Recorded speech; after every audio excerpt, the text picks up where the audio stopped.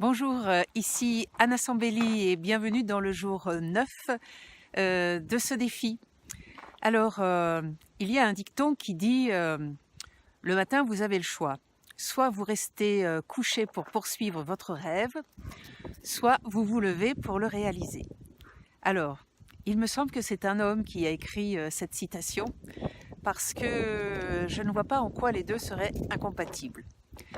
Moi, par exemple, quand je me réveille le matin, la première chose que je fais, c'est de rester couché.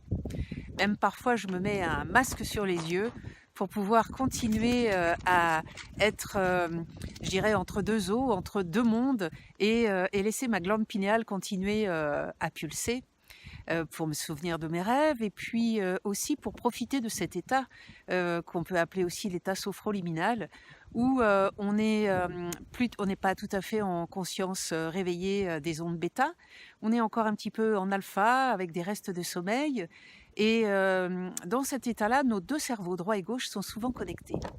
Et donc, à ce moment-là, si j'ai quelque chose, si j'ai une tâche à faire, c'est le moment où je me branche dessus.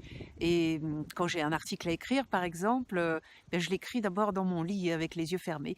Un papier et un crayon, parce que j'ai appris à écrire avec les yeux fermés. Et dès que c'est prêt, en fait, eh bien, je me lève pour pouvoir le réaliser. Hem, donc voilà, si vous avez l'habitude de traînasser un petit peu au lit, vous pouvez, en profiter, parce que, en tout cas pour moi, me lever directement, m'installer devant, un ordinateur ou une page blanche en me disant: «Maintenant, il faut que j'écrive un article», ce serait tout simplement l'horreur.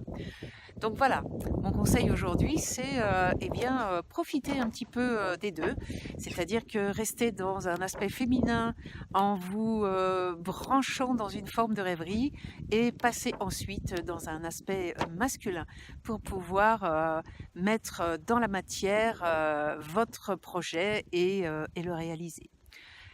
Inscrivez-vous sur ma chaîne YouTube si vous voulez continuer à suivre les vidéos, et je vous retrouve demain pour la journée suivante.